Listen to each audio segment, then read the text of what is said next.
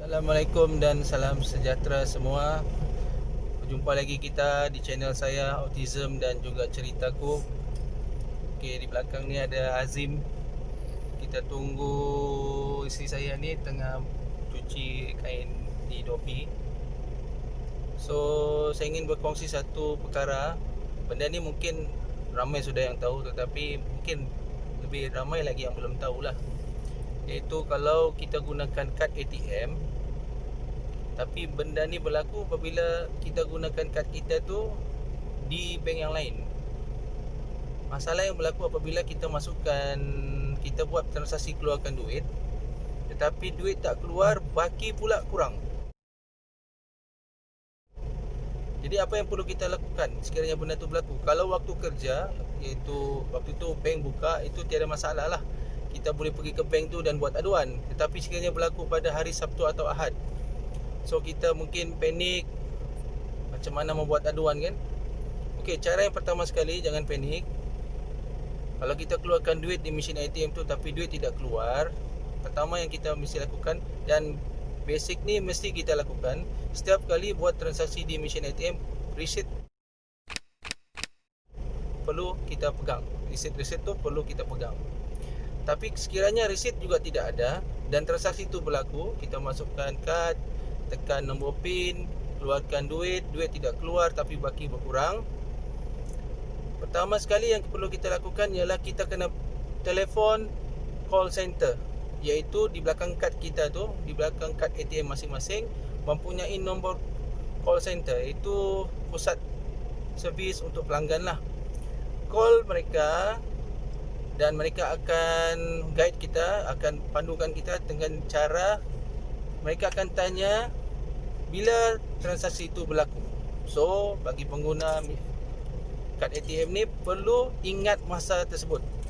Waktu bila kita keluarkan duit, lokasi di mana, dan mereka akan tanya, adalah soalan-soalan mereka tanya terutama sekali nombor telefon, nombor IC, nama ibu kita. Okey.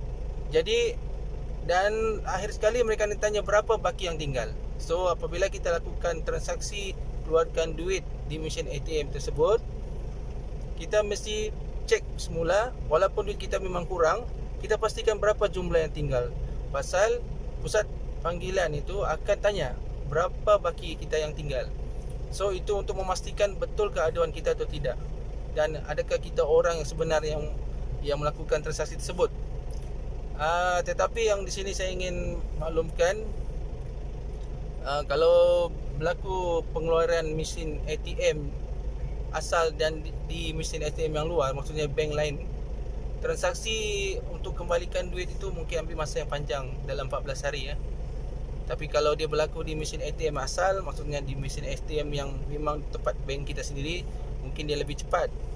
Jadi itu memang perkara biasalah. Harap semua pun faham.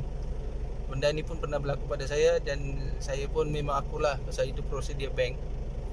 So, harap-harap dengan apa perkongsian saya ni, tak semua pun faham lah ya.